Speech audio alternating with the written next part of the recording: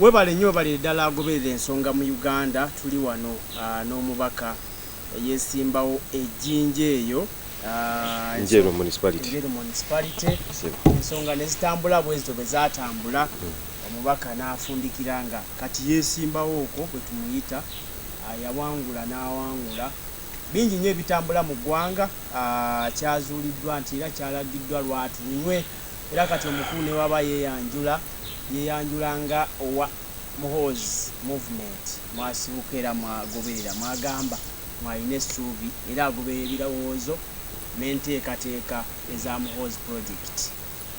Mukama wange sooka obuuza abantu obeeyanjulira eggwani. Musanje Moses Lukanga chairman wa National Unity Platform mu Njero Municipality ate nga nze chairman wa People Power mu Buikwe District Esebu.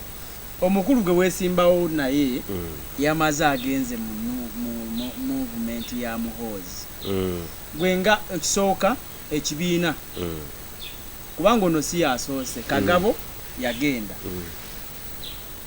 mwe mugenda kubanga wa President Robert Kyagulanyi Ssentamu akyogera akulira ekibiina kyammwe agamba nti tunaabalabiranga ku bikolwa byabwe byebyo ebikolwa sebo neyanza nnyo neyanziye naye nja kusooka nga nkuwa example eya enzirugazi kyekimera ekikulira ku kimera ekirala ekitasobola kwesimba mu ttaka. Enzirugazi eyo nyinza ogigeraageranya ne omukulu muhozi nti tasobola kuteekateeka bakulembeze babe bw'aba abaagala alina kweripa ku muntu wa Katonda. Omukulembeze yalondebwa Katonda His Excellency Robert Ssentamu Kyagulanyi okumuzimbira abakulembeze naye nzikiriza ntegeeza abatulaba nti guno si gwe gusoose okuba nti abantu bava mu kibiina ekirala okudda mu kirala. Kyaliwo dda okuva mu mwaka gwa 1964 omusajja yasooka okusala eddiiro n'ava mu Democratic Party n'ayingira UPC yali balisiganya yali musajja eyo mu Kigezi West.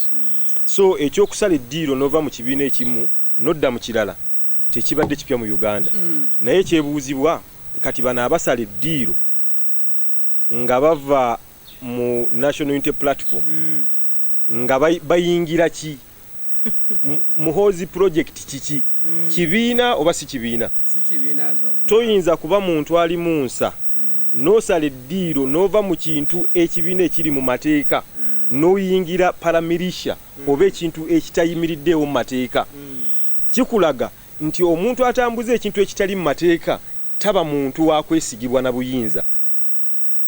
Omukulu muhozi atambuza MK project etali mateeka afishinga abantu mu bibiina ebiri registered by the Electoral Commission nga abafulumya amateeka kakati ate yatugamba nti ayagala atuli waggulu akwasise obuyinza n'amateeka n'empisa mu Uganda kyekikulaga ekifaananyi kisinga okubeera ekibi. Naye ekisookera ddala ekyokubiri nti omukulu ono teyalidde lukwe mu His Excellency Robert Ssentamu Kyagulanyi olukwe yalulidde bumba Uganda mabegawo twalaba abajja okwetondera Bobi Wine timunaye tusonyiwe twakukosezza nabagamba nedda temukosezza nze mukosezza bamayinja ba Joseph Chameleon yabaga temukosezza nze mukosezza banna Uganda nze muli bakyali bange kakati nabana ababaka abasalanga bava mu NUP nga bagenda mu MK project ekisinde ekimenya amateeka tebakosa His Excellency Robert Ssentamu Kyagulanyi bakosa banna Uganda nti ebigambo Robert Ssentamu Kyagulanyi president waffe byayogera bikiikirira banna Uganda tebikiikirira bigendererwa bibye. Ensigo esookera ddala Ssentamu Robert Kyagulanyi gyayimirirako kwe kuba nti nno ayagala oba ayogerera ffe banna Uganda abasinga obungi nti ensi yeetaaga ebeere ne method obukulembeze mwe bukyukira mu mirembe nga tetusoose kuyiwa musaayi wano mu Uganda bukyanga tubaawo tekibeerangawokko kakati bw'obanga ovudde ku muntu constitutional akkirizibwa okwogerera ensonga ng'eyo gwe n'ogenda muona atakkirizibwa mu mateeka kwegamba kuteekateeka nsi bwegenda kukyuka nga amatemu maze kuyiwa musaayi sendaba nze oba okoze ekintu ekikyamu. Bino byonna oluvannyuma lw'okubaawo kyekigenda mu maaso mu Njero as of now ku mukulu Lwanga Jimmy kyekigenda mu maaso waliyo abantu abagamba nti omukulu twetesetese omujjamu obwesige oba bagamba kye yakoze ayabas tugende n'ekyo tumulinde emyaka 5. Okumujjamu obwesige kyandibadde kisoboka obanga kikolebwa naye amateeka tegakkiriza. Amateeka gagamba nti omubaka alina okukyusa ekibiina mu mwaka gwe ogwokuna ng'ali mu parliament. Naye ng'ova mu kibiina ekimu nga National Unity Platform oyingira DP eri recognized mu mateeka.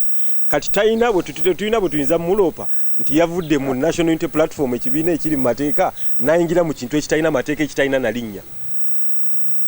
Kubanga ekibiina afuuka omwana lwafuna license okuva mu registration.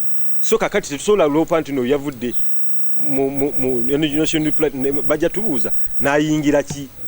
Tekiriwo, kitegeeza muhozi ekintu kyatembeeta tekiriwo. Aliwo ku disorganizing banna Uganda.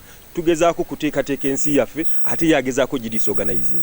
Kakati ekiri mu Njeru municipality omukulu yagambye nti omayisa agala mwogerako yenga omuntu.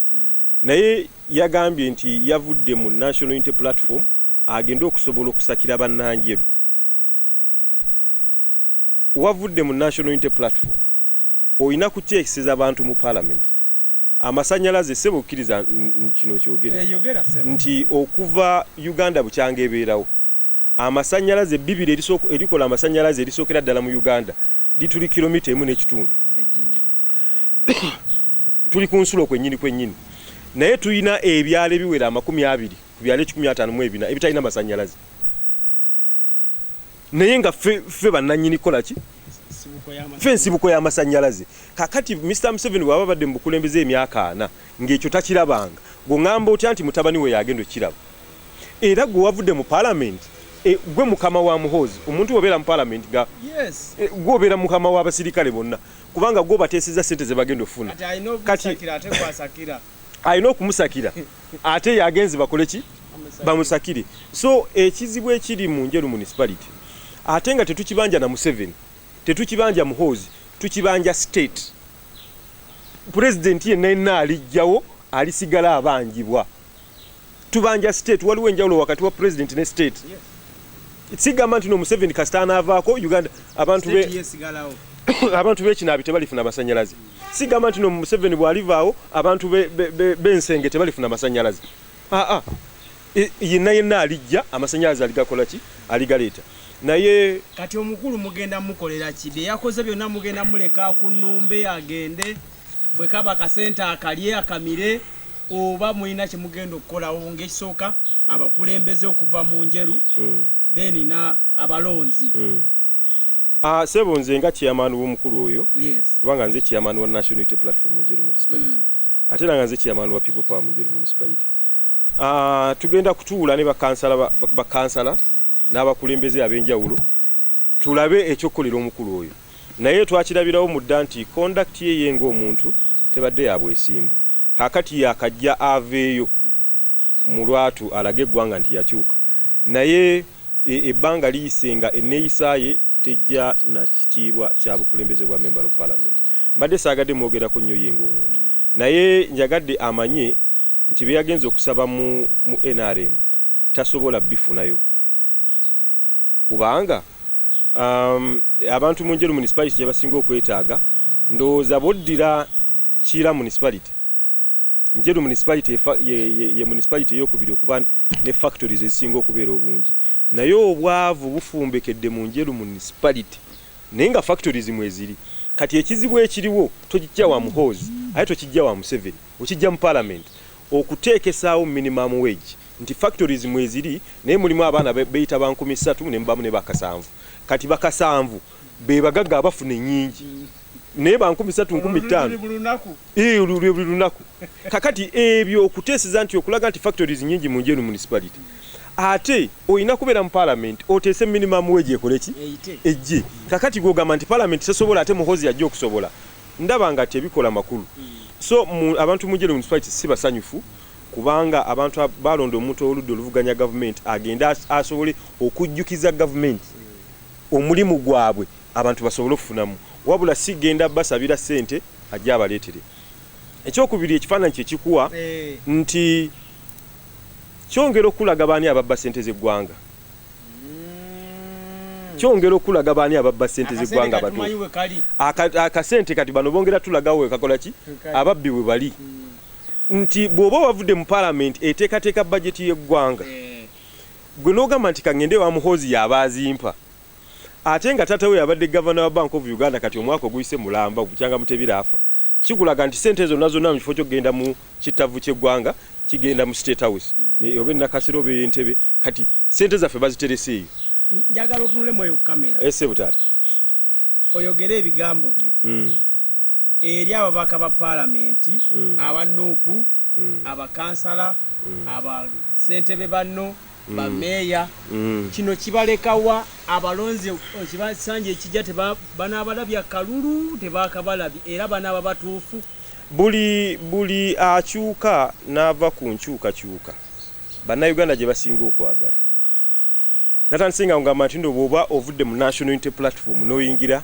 movement oba toliddemu His Excellency Robert Sentamu Kyagulanyi oluko oba olulidde mu bannayuganda kubanga bukyanga Uganda ebaawo tetulabangako bukulembeze nga bukyuka mu mirembe ekyo ffe kye tubanja kati akitumye ye Museveni ne mutabani we n'ekibiina kye kati buli lwova eno mu bakisaba kitegeeza bannayuganda ffe buliddemu oluki ffe buliddemu olukwe so wenyimirira nga nsaba ababaka bonna bonna abakiikirira National Unity Platform ku mitendera gyonna timunywerere ku bigambo byammwe abantu bajja bapima lwa bikolwa byammwe nga president bw'asiiba atugamba toyinza genda wa sitaani kufunayo mafuta ate gakusabira mu kyaki nze nga nange ebikolwa byange bwe biri buli lwensiibula era lwenfuna omwaganya okubaako maaso ga kamera ngamba bugambi nti Ssaabasajja Kabaka wangaala ayi Magulu Nyondo Lukoma Nantawe twa Ssaabalongo Ssaabafumbo gunda Magulu Nyondo nze mbasiibudde nze Omulangira Jinji Moses